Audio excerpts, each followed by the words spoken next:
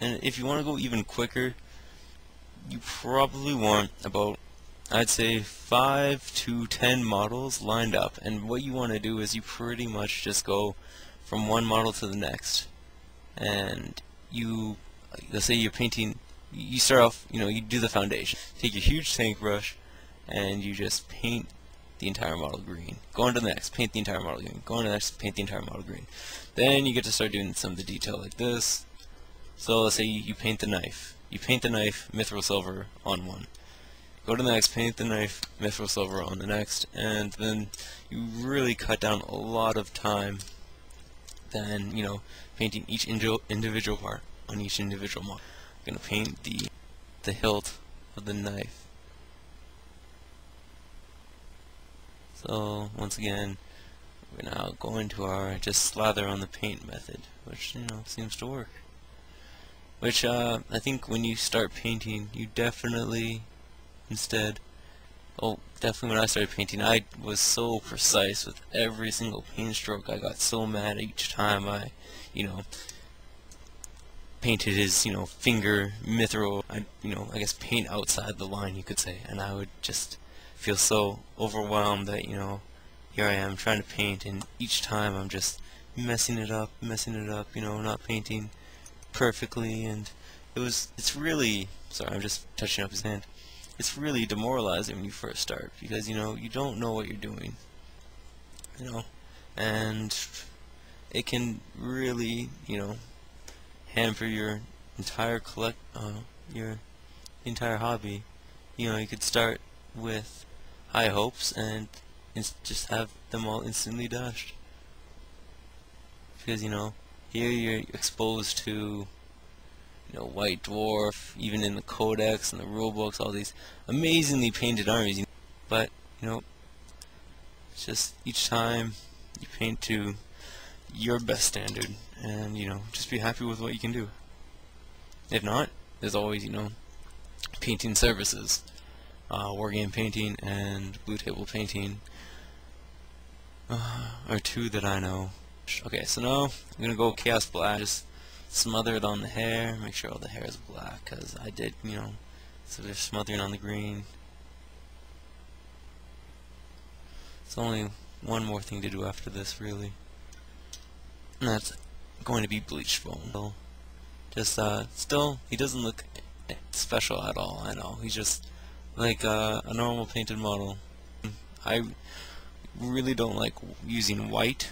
I don't know why, it stands out too much. While bleached bone, once inked, really blends in with the model. So now there's little, I guess you could say, latches on his vest. And I'm just painting them and see how much they stand out.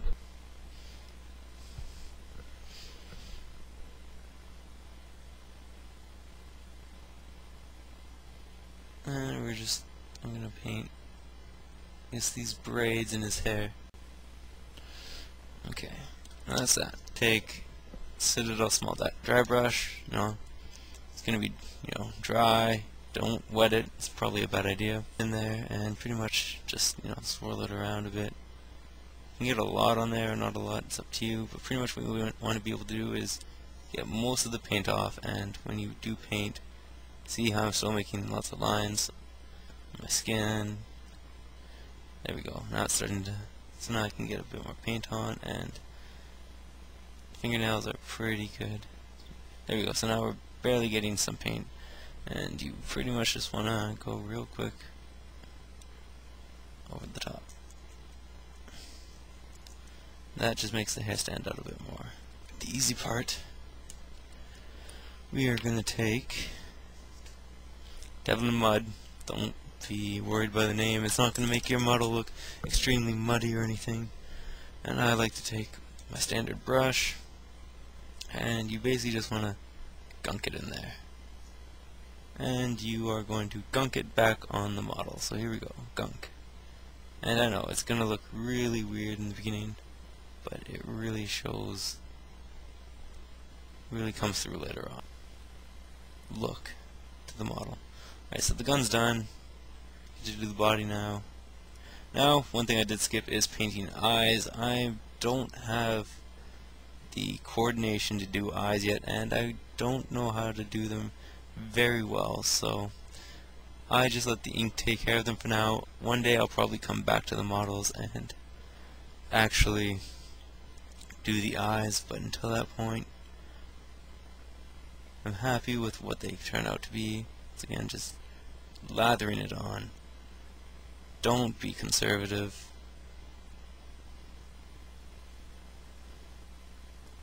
And already you can kind of see some of the detail that was once hidden now showing up. There, so that's what he looks like right now. I'll come back to you once he's done drying. Okay, now this is after it's dried, and you can see that there's definitely looks a million times better. You can see the highlights in the hair, kind of makes it look better. The ink just makes those braids look a hell of a lot better. The detail in the face, eyes, you know, can be touched up later once you get better. Bleached bone latches, really, you know, they stand out, but they also, you know, go with the overall look of the model, especially on the gun here. The mithril silver turned out pretty well. Bolt gun metal looks a lot better, and overall, all the detail in the metal is now shown out, and it's a really quick way to get a decent looking Kroot. Took me about 36 minutes. I'll put some pictures up after this.